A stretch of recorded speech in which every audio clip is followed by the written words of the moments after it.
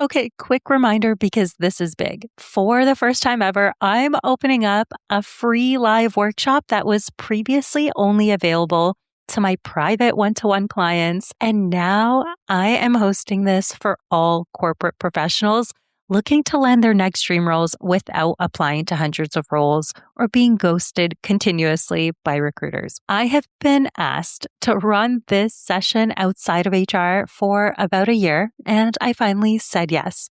We're going live on February 26th, and this is your opportunity to learn the exact strategy that I use to help people land their dream roles across all corporate industries, from marketing, IT, communications, HR, all of those roles, and to finally start showing up as a top candidate in those interviews and land exciting offers.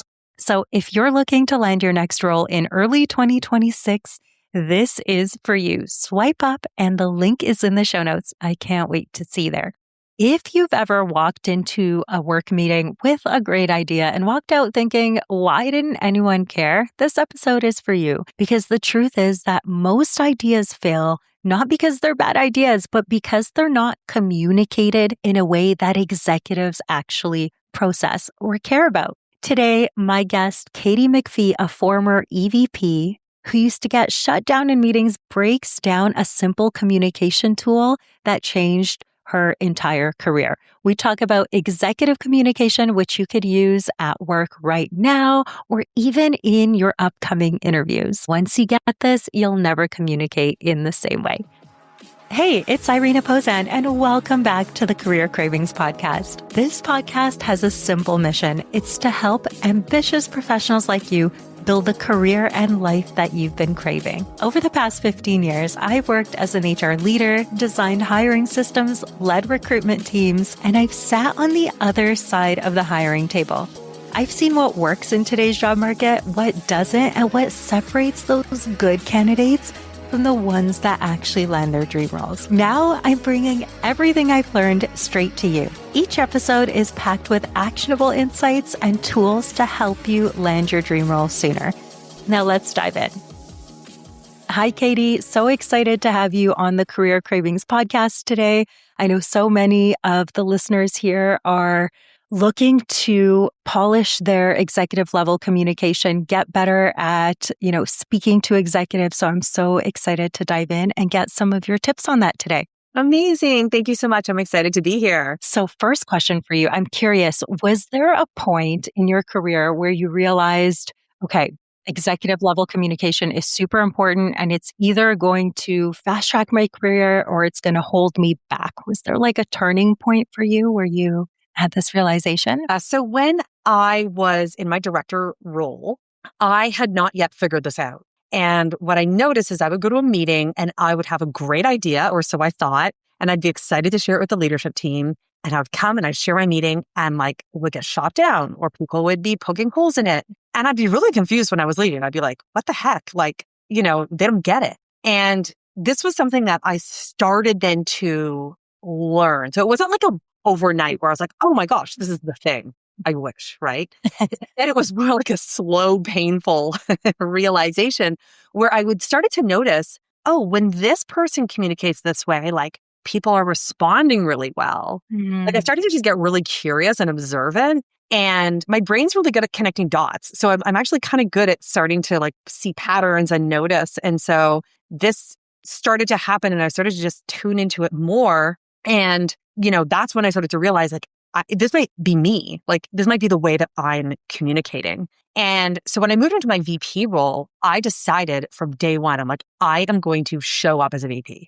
I'm going to communicate my ideas with confidence. I'm going to be really intentional about the way I communicate. And I saw such a different response and such a different impact. And then even after that, as I was kind of reflecting back, because again, I went from really struggling as a director to thriving as a VP. And so there was a time where I was like, what did I change? Right? What made this big difference? And I was able to pinpoint that was a key thing that changed. Okay, I love that. And now you teach women to get promoted to VP director level and above, which is amazing. So what is that thing? So what did you discover? And then what is it in your framework that you break down for people that helps them to get promoted to these Mhm. executive level roles? Yeah, good question. I mean, at the time, I knew that there were some things I was doing that was working really well, and then I would do it other ways and it didn't. And it was only later as I started mentoring more and more women, and then I started my business, started coaching many, many women. I really distilled what the key things are. And so there's a framework that I teach, and it's essentially the 3 C's: clear, concise, compelling. And I always say it's simple, but not easy, right? Yes. Simple to understand. It's like, hey, I gave you all the secret. Clear, concise, compelling. Check. Much more challenging to implement. So we actually spend like 2 full sessions in my program, like just really unpacking this and giving tons of examples and diving into it. But those are the 3 things that where I see most people making a mistake. And so when I think about being clear, what often happens is we use way too much technical jargon, or we use acronyms, we use the way we speak within our own function. We think that's the way we should speak to the senior leadership team. No, because most of these individuals are not running your function. They're running their own functions. So that is part of it. There's also frameworks for sharing complex information where you're kind of starting with a punchline up front. Most people don't do that. Most people spend a lot of time working up to it. So those are just a couple things. Conciseness is probably where I see most people struggle, and especially the women I work with. And I don't mean any shade, but lots of us struggle with this. And it comes down to the fact that many of us are just not preparing enough for the way we want to share information. And the third is being compelling. And so that is, are you sharing information in a way that the listener cares about it and that they really understand the value of your idea, or they're really bought into what your recommendation is? And again, a lot of that comes down to intention and understanding, like, what does this person care about? And am I actually relating this back to company goals or ROI, right? So again, simple but not easy, but those are the 3 areas that most people need to focus on. Totally agree. And even in interviews, this is something that I'm always seeing, right? It's like that concise piece is often the most challenging. And to your point, the hook and why would they care and the results, and knowing how to tell that story often comes down to the preparation, where it sounds super simple once you deliver that, but really on the back end, it's like practicing that and practicing it out loud and having it come out in the way that you intend, and really understanding the audience and what they care about, to your point. My husband is in the C-suite, and with his last company, something that used to really surprise me, but it goes back to the concise point. Something that really surprised me is he used to tell me about these Monday morning meetings where it was like him, the CEO, all of his peers, and they would all give an update, but there were so many of them and so little time. It was a quick meeting. And they all had under 2 minutes. And when they were finished talking, it had to be like the most concise delivered information, a whole lot of information delivered super quickly. And then they would all say check. And then they'd move on to the next person. So he got used to communicating this way. And then I see, like, when other people are taking a while, even at dinner parties, to like tell their story, I could see him getting like, ooh, because this is something he practiced so much and got so good at. And seeing it through his eyes is so, so interesting. But what's a tip that, besides getting comfortable with the information, knowing it and practicing it, how does someone distill like what information? Because you can say things in under 2 minutes, but maybe they won't be impactful. Like, how can someone determine what that thing is that they should include versus not?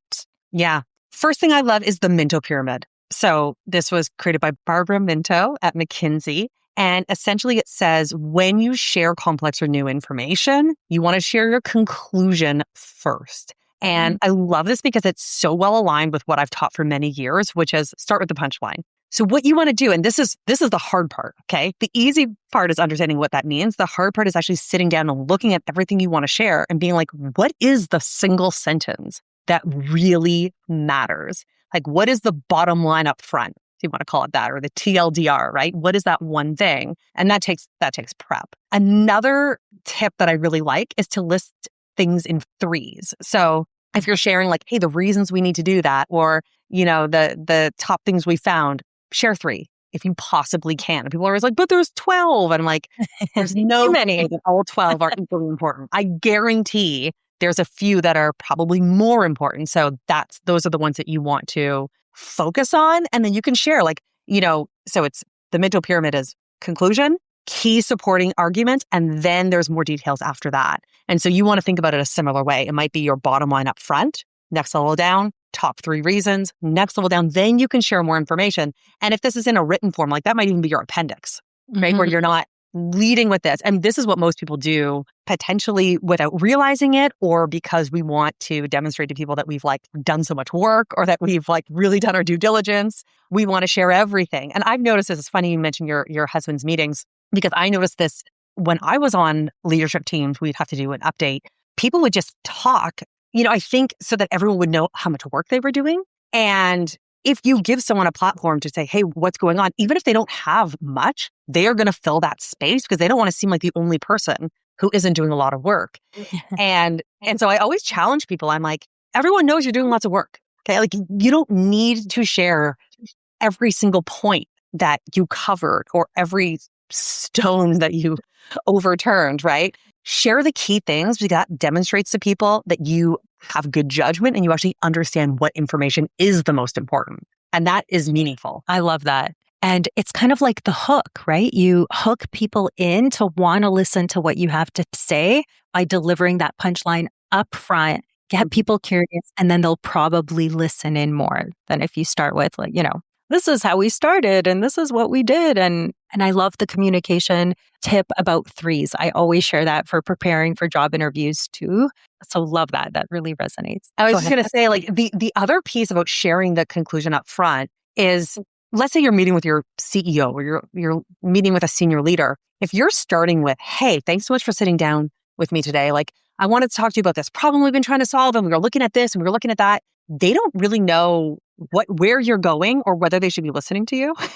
So it's also a good reminder that when you frame the conversation, it is so much more helpful to the listener to be able to process what you are sharing. Like I know for me, and I feel like my brain is an extreme in this way, but when people start telling me something and I don't know what they're talking about, like my brain's kind of going haywire. I'm like, where are you going with, like, what is the point of this? What are we talking about? What's the topic? And so it is just, if we think about our listener, if we always put them first, just giving them the, hey, this is what we're talking about. This is why we're here. So helpful so that their brains actually know to tune in and what they should be listening for. Yes, 1,000%. When you just gave that example, it took me back to corporate when my team used to come to me and be like, we have this problem. And right away, what do you think? Say you're eating lunch in your office, you have your door closed, someone goes, knocks on it, and then they open with, I have a problem. Like that is one way to get someone to not want to listen, right? Instead, they opened with, this is what I'm proposing that we do. This is why. This is how I came to that issue. It would be just such a different way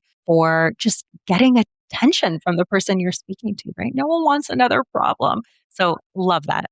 Well, and even more, like I remember when I was working in an office and I was managing like a commercial team, like sales and marketing and sales operations. And someone would knock on my door and they'd walk in and they'd be like, Rick wants net 45. And I'd be like, I don't know what you're talking about. People assume that we live in their heads. Like they've been going over this scenario for 30 minutes, 45 minutes, and they've come to the conclusion, like, I need Katy's advice on this. But like, can you see how helpful it is to frame like, hey, I want to give you an update on this deal that I'm trying to close. Just to refresh your memory, this is the value, this is the stage.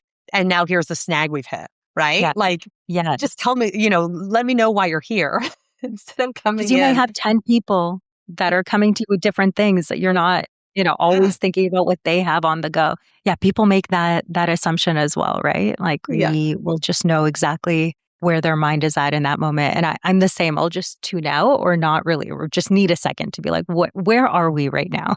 Yeah. So speaking of your corporate career, you've had a really impressive career to the EVP level, and I love careers. So can you walk us through what that looked like for you and how you got into the business that you're in now? Yeah. So I started my career in biotech sales. I stumbled into it, but thankfully I absolutely loved it. So I stayed in biotech for 15 years in sales and then sales leadership. And then I ended up moving into health tech and then like a SaaS company, but it was always kind of related sort of to health. And I knew from my very first job that I wanted to be a VP. Okay? I saw my VP, I was like, this job looks super cool. And I progressed pretty easily early on. I was really good at sales and I worked super, super hard. And where I really got stuck was finally at the director level. So I was at a company for 8.5 years. I was a director for 5 of those years. I could not get to the next level.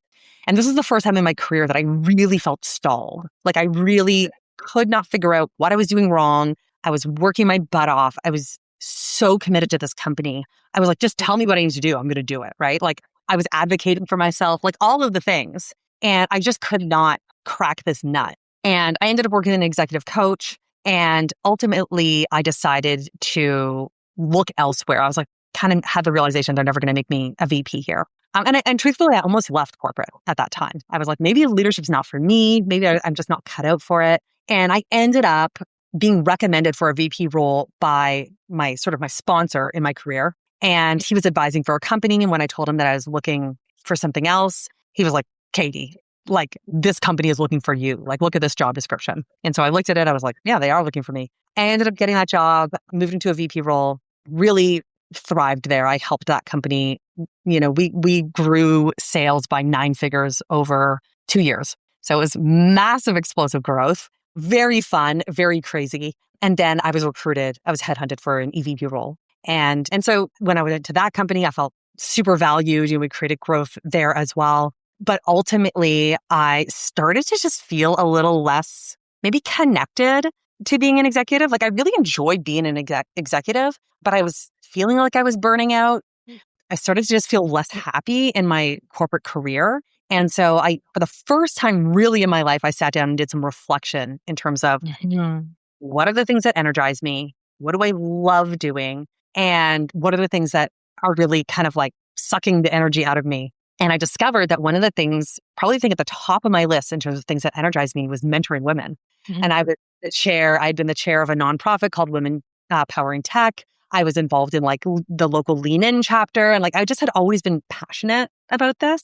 And so I thought like, do I dare go do something else? And so, a long story short, there could be a whole episode about this because I struggled a lot with the fear and like the identity piece and all of that. But ultimately, I thought I have really figured this out and I could help other women who were as stuck as I was. And I really recognized that even women and men, like there is a transition that happens, particularly I think between director and VP.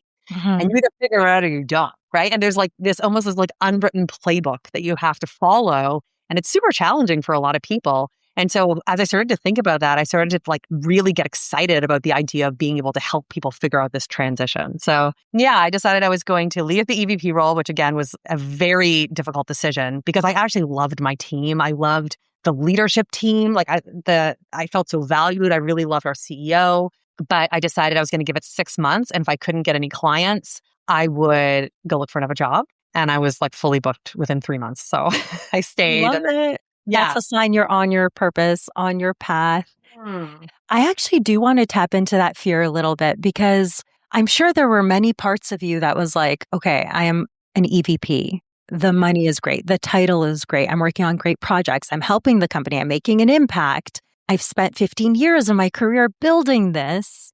By then it was 17 years. Oh, 17 years. It was 18 total. So yeah. So it doesn't make sense on paper.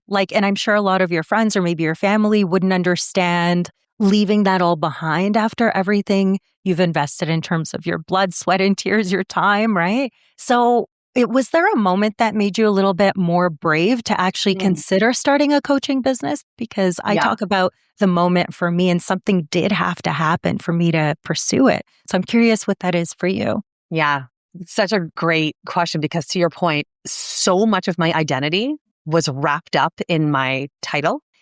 And I was at this point 18 years into my career when I was an EVP and actually making this decision. And it took me a long time to get there. And I was stuck for a long time. And people told me all the time, like, you've broken a glass ceiling, like, you're so inspiring. And so part of me was like, I don't want to leave for them.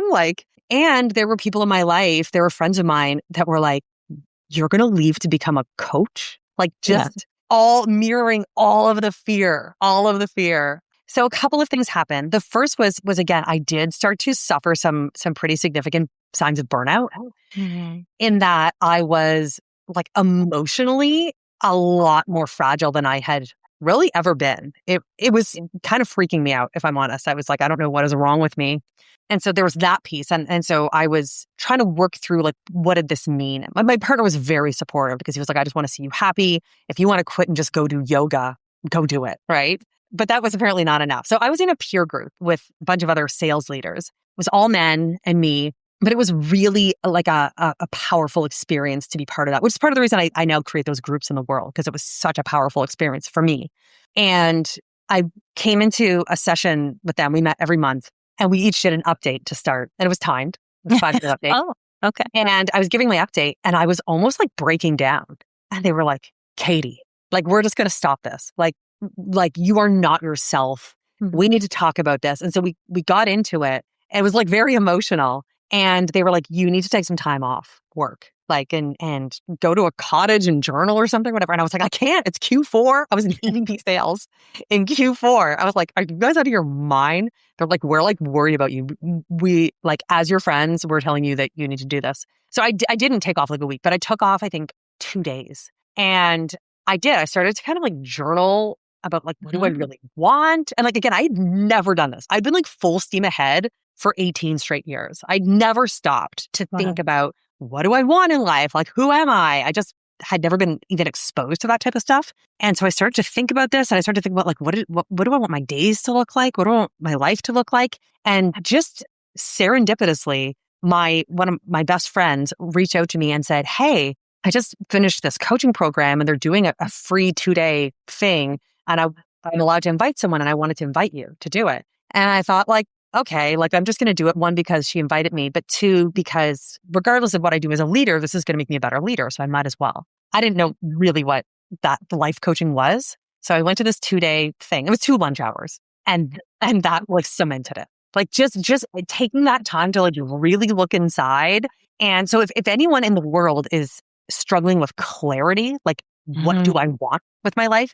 Getting a coach is one of the best things you can do, because coaching truly, and you know this, right? Is like, you're really like tapping into your own inner wisdom. Like I knew deep down what I wanted, but it was below the surface. Like I needed help from someone to ask me some powerful questions and really allow me to admit it to myself. And yeah, and by this end of the second one, I was like, I think I'm quitting my job. Wow. It was that powerful. And again, like I was ready for it. I think I was probably past due, truthfully, right? But yeah, that's what happened. And so I think that was like the beginning of December, and mid-December, I gave my notice to my CEO. Like it was pretty quick. Yeah. That is really quick. Okay. So you're someone that like, once you know, you know. And I love that you took action so quickly, but also that you stopped to reflect and really think about, like, even before the coach, and you started thinking about, okay, what do I want my days to look like? Because we know that we can design our lives in the way that we want. We can fill our calendar in the way that we want and we love. And most people don't stop to do that, especially when your career is moving so quickly and you're getting promoted and it doesn't make sense to think of anything else. So I love that you did that. Now, I want to go back to something else that you mentioned. You mentioned you had a sponsor where you were in your career kind of feeling stuck, and this person saw where you were at and was able to refer you in for an EVP role. How does someone go about having a sponsor, and like what is that? I love this question so much, because for anyone who's listening, there is a difference between a mentor and a sponsor. And women tend to have more mentors than men. I don't know if you knew that. As women, we tend to have more mentors than men, meaning people like to give us advice and tell us what to do. But a sponsor is someone who actually has skin in the game, right? Who's invested in your career, who's going to open up opportunities for you, who's going to vouch for you. That's the difference. Men tend to have more sponsors than women. And it's because sponsorship tends to develop organically. So if you think a senior leader sees himself in young upcoming superstar and is like, I want to help you. Like you're me 15 years ago. And because so much of senior leadership is men, who do they see themselves in? Young men. So as women, we tend to have fewer sponsors. Now, that doesn't mean you can't develop your own sponsors, which is why I love the fact that you asked this question. You can take mentors and turn them into sponsors. And that can be male mentors or female mentors. It doesn't matter. And if I were to give one tip on how to do that, one of the best possible things you can do is simply close the loop. And by that, I mean, you meet with your mentor and maybe you say, hey, I'm going through this challenge. I'd love to get your advice, or I'm thinking about this, or whatever the thing is, right? And maybe they say, oh, this is what I recommend you do, or I think you should go read this book, or I think you should handle the situation this way. What do we typically do? We say, okay, thank you. We go away. We never tell them what happens. Just like, Yeah. and as a person who's mentored many people, I have been on the other side, sitting there like, did she get Did they do it? Did she follow my advice? Like, I don't know. It's very unfulfilling. And so one of the best things you can do is simply close the loop and get back in touch with your mentor and say, hey, you wanted to let you know that like our call last week was so valuable for me. I went ahead and did the thing, read the book, met with the person, dealt with the situation. This is what happened. And then maybe you say like, any additional advice for me? Or you could say, I'm thinking of doing this next, would love your perspective, right? And that's how you start to build that deeper relationship. The goal is to build a deeper relationship so that they start to actually care about your success. This does not happen overnight. Like when I think about the sponsor that I had in my career, and at the time I probably didn't even know what a sponsor was. I probably wouldn't have called him that. He was my first boss, and I worked for him for 3 years. And then I left and went to another company. And then I kept in touch with him for a dozen more years. I kept in touch with him the whole way along. And I remember him asking me to mentor some of his people. And I was like, absolutely. And I pretty much, I very rarely had an ask of him, right? Occasionally I would say, hey, I'm struggling with this. Do you have thoughts? But typically it was just like, I just kept that relationship intact. And so the day that I told him I was leaving, we were having lunch, as we did like maybe once every couple months or once a quarter. And I would make the effort. I would go drive to where he was, like the company that he worked at, and we'd have lunch. And like I said, I would invest my time, right, in this relationship. And that particular day we sat down and I just said, I don't think it's going to happen for me here. I think I need to put out some feelers in terms of seeing what's next. And so again, this relationship was 15 years in the making. And so of course he knew me really well. He knew my strengths. He knew my work ethic. He knew my passion. And so it was such an easy decision for him to say, oh my gosh, I know the opportunity for you. This is perfect for you. And it was really easy for him to vouch for me because he knew me so well that, he felt very comfortable being like, you need to hire this person. Like, she is the one. And here's the interesting part. So I started working at this company. I'd had an interview with the CEO and another person. And then I had gone in and met like multiple members of the leadership team. So there was a process to it. And I ended up obviously getting the job. And a couple months later, I was talking with the CEO and a few other people. And the CEO mentioned in passing, like, oh yeah, I never even looked at your resume. And I was like, what? And I was like, that is the power of having a really strong referral and having a sponsor. A mentor who had been mentoring me for 2 months, who I had barely had a relationship with, would not have done that. They might have passed it on my resume, but I think it was the way this individual presented me that got me the interview. Because again, the CEO trusted him enough that he was like, oh, if this guy says I should speak to this person, I should do it. I don't need to go through her resume to know that she meets the qualifications. I trust this advisor. So powerful. So I love that. You genuinely just cared about building the relationship. You didn't ask for anything. You did things in return. You mentored his people. And that I'm sure he found very helpful. So when you actually needed something in your career, he was like, hands down, yes, I know the opportunity. And you just got it without even, them caring about your resume. Love that. Now, someone listening right now who's probably looking for a role today and not in 17 years from now, 10 years from now, how could they apply what you're talking about getting a sponsor, about building strong relationships to help them land opportunities? What advice can you give there? Yeah, one thing I always recommend is ideally don't wait until you're looking for a job to maintain your relationships, because it just feels a bit transactional. If you're like, oh, hey, we haven't spoken in 3 years. By the way, I'm looking. Like, you ideally don't want that to be the case. Now, if you're there now today, I'm going to talk about that in a second. But the first thing I would say for anyone listening, whether you're looking for a job or not, ask yourself, who are the people who have been in my network in the past? Maybe former managers of mine, maybe senior leaders I really respected and had a good relationship with, maybe even just peer-to-peer colleagues who I want to choose to maintain a relationship with. Like, I didn't do this with every single person I had ever worked with. There was a select number of people that I'm like, I'm going to invest in these relationships because I really respect this person. I really think that they, I admire them. This is worth investing in. So you can't do this with everyone in your life, or you're just not going to run out of time. You'd never have the time. Yeah. Yeah, exactly. So pick a few people and start to maintain those. Now, if you're looking today, I would say feel free to reach back out, especially to people who you had a strong relationship with in the past. Yes. You can reach out to those people. I think there's nothing wrong with that. And I think especially in today's landscape where like everyone and their mother is getting laid off, I think it's totally fine to do that. I also think it's okay to send a really well-crafted cold email to people you don't know. Now, I don't think you should be spamming everybody, but I think if you're applying somewhere and you have no connections, really put together a concise and thoughtful message to someone at that company instead of blindly applying, and see if you can get 10 minutes on their calendar or 5 minutes, or whatever, and start to try to build that relationship. Like when I think back to when I was starting my career, I was bartending at a couple different places. My full-time job was like looking for a job. I was just out of university and I was really serious about finding something, and it wasn't easy at that time either. Yeah. And so I decided, I'm going to make it my mission. And so anyone I knew who knew a person, I was reaching out to. So for example, I was bartending one day. This guy came in. I used to bartend with him like back in the day. I was like, how's it going? I knew his wife was a pharma rep. I was debating going into pharma at that time. I went into biotech, which for those who don't know, is a little bit different. But I said, hey, is your wife still working in pharma? And he said, yeah. I said, do you think you should let me take her out for coffee? I'd met this woman like once. I did not know her. And he's like, well, I don't know, maybe, like here's her number or whatever. And I messaged her and I sent a very thoughtful message. I would love to take you for coffee if you're open to spending 30 minutes together, like on me, and bust out or drove out wherever she was to meet her. And I did this with as many people as I could. I met strangers for coffee all the time and bought them coffee or bought them lunch and tried to just make a really good impression. And then oftentimes they'd be like, yeah, I'll hand in your resume for you, right? So there are things that you can do, even if you don't have those relationships today.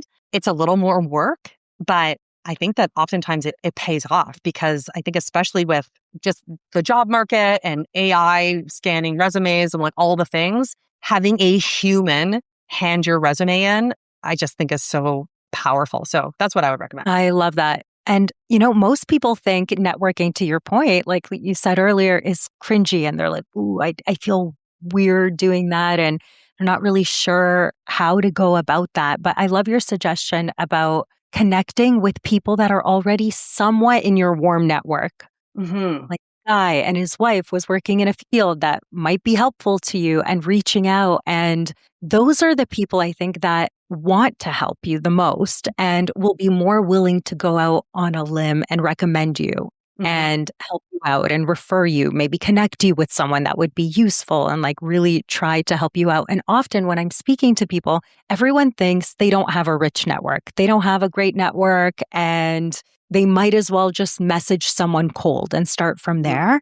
Often when we take a step back and just scroll through our LinkedIn to see who we've been connected with 5 years ago, who we worked with in our first job, our prior bosses, whoever those people were, even coworkers, where we worked on a project together, we realize how many people we did have relationships with. And sometimes just a quick message to ask them how they are, congratulate them on the promotion, the moving companies, and spark that conversation again. Ask them for a coffee chat. And I'm sure organically in the conversation, they will also ask about you. And then you can say, I'm looking for my next opportunity. Do you know anyone I can connect with? Right? And it's so much easier there.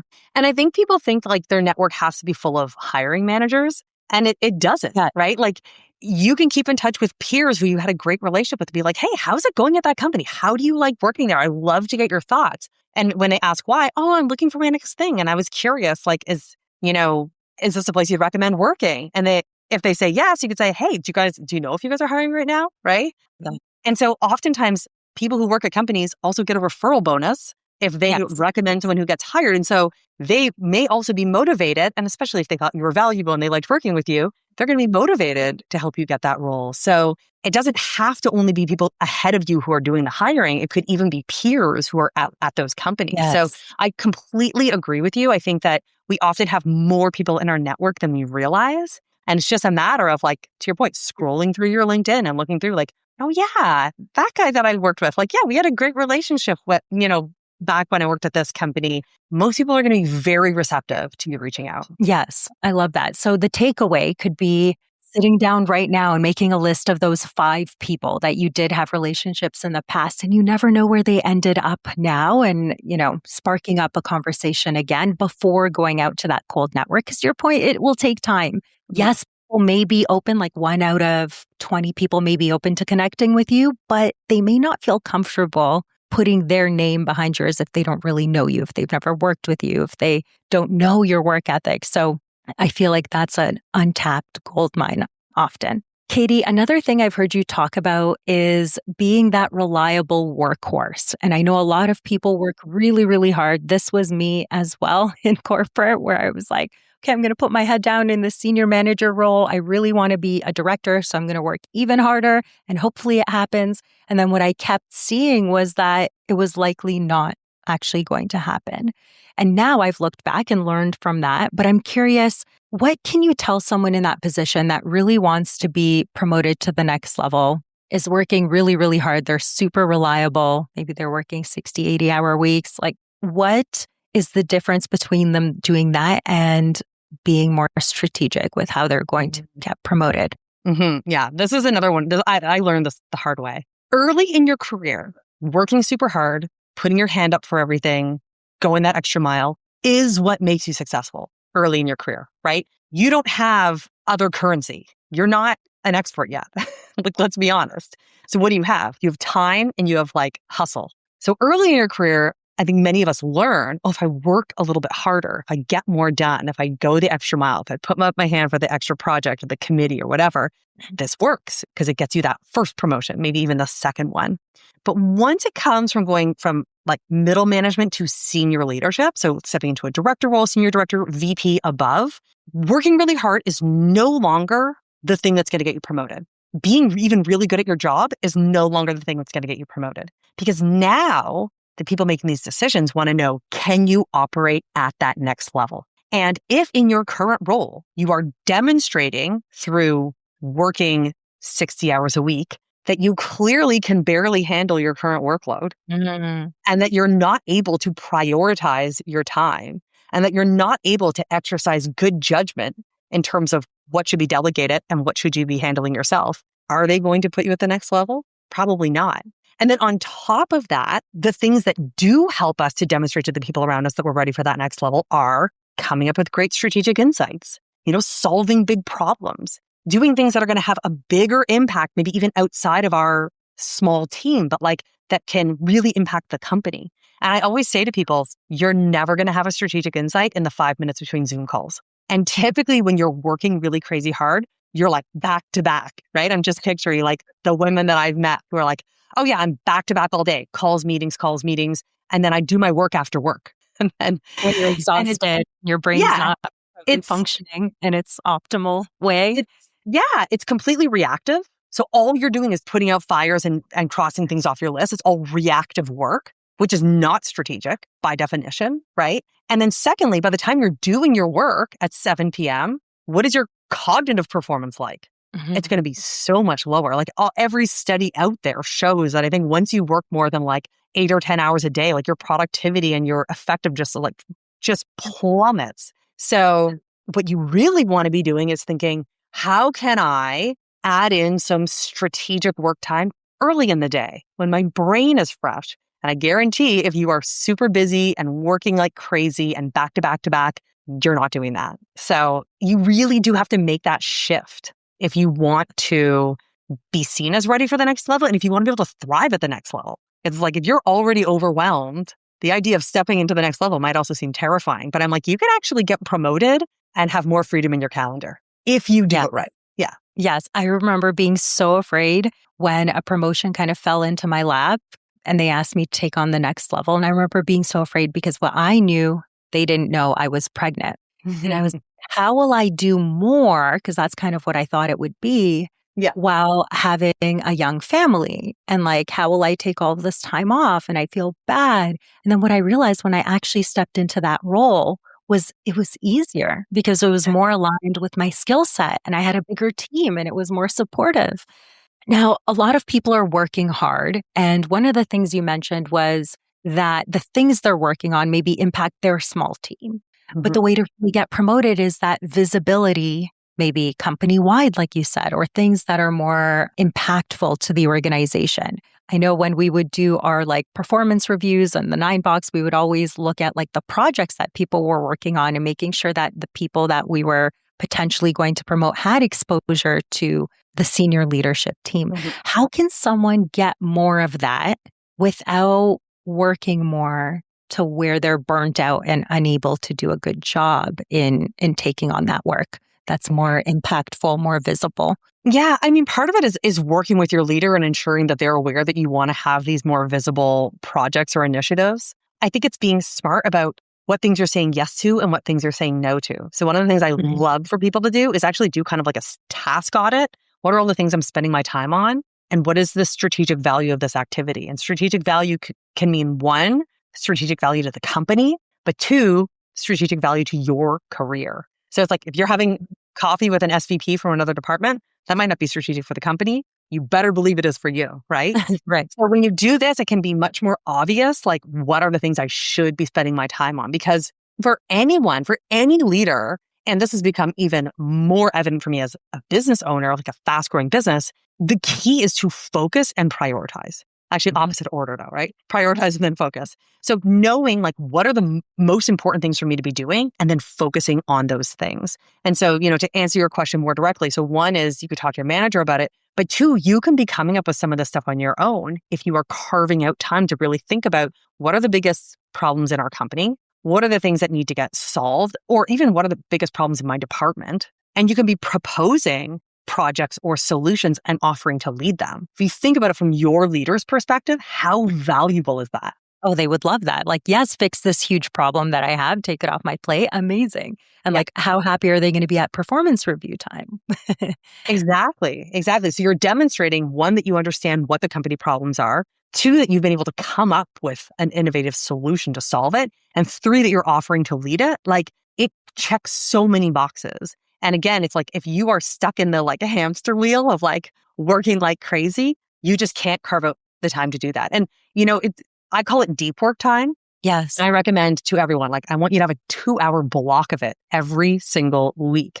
And I work with women in my group program. It starts off with a 12-week coaching accelerator, and then they move into my community to get ongoing support. And I will ask towards the end of the accelerator, who here is blocking out deep work time today? And because I talk about it all throughout the program. And there are a lot of hands not going up. And I'll often ask, what's getting in your way? And it will be, I'm blocking it out, but people block over it. Or I'm blocking it out, but then I have to repurpose that time. And I'm like, if you do not spend this time, you are never going to see the benefit. Like, it's just not going to happen. You need that space to be able to really think and like really solve problems and work through things. And yes. yeah. And some people, like if you are somebody who really does benefit from ideating with another human, you can spend half of it with another person. But like it has to be ideation. Like it can't be checking things off your list and doing email and doing this. Like I'm like, that is not deep work. That is tactical work. I so agree. And the reason when you said this, you probably saw me light up. I just did a whole podcast episode on this because that is really the key. That is what changed things for me as well, especially as a business owner, like you were saying. If we don't have that deep work time where it's like we're focused on one thing, we're not going from one task to another, checking an email, responding to one DM, and then trying to record a podcast, like that's just inefficient. And it would never lead to that strategic work that actually moves the needle. And to get promoted, that's what we need to be focused on. But really to get to anywhere with any of our goals, we do need that focused time to really prioritize and think strategically and have time to think, right? Yeah. Without going to the next thing and going to the next thing. There's always so many things on our mind. Love that. Okay, Katy, where can people find you to get even more? I think today there were so many tips. There's so many ways that people can really take action from, doing an audit of their time, doing an audit of the strategies, being reflective about their career and really taking a step back and journaling on what they want next. I think those are all amazing takeaways. Where can people connect with you to learn even more? I post on social media all the time. So I post on LinkedIn every single day. Probably that is my go-to place. So connect with me on LinkedIn or follow me on LinkedIn. I also have a newsletter that you can subscribe to, and I'm also on Instagram. So I would say go check out, any of those, whatever your preferred platform is. If you like the stuff that we talked about, because I know that, I shared a lot. We talked about a lot of different stuff and it's all good stuff. So if you're like, oh, I'm kind of overwhelmed, this is a lot and I want to digest it and get a little more, feel free to follow me because these are all themes of things I talk about all the time. So yeah. I love it. I love it. And I'll share the link to Katy's socials in the show notes as well. Amazing. All right. Thank you so much for being here. This was so great. This was awesome. Thank you for having me. Right. Hey, before you go, if you've enjoyed listening to today's show, I would love your support. Please take a moment to leave a review anywhere where you listen to podcasts. And here's the exciting part. I'm running a special contest and giving away a one-on-one session with yours truly. All you have to do is leave a review, take a screenshot, and send it to me in my DMs. All of my contact info is in the show notes. I appreciate you so much, and I cannot wait to build the career and life that you've been craving together. See you next week.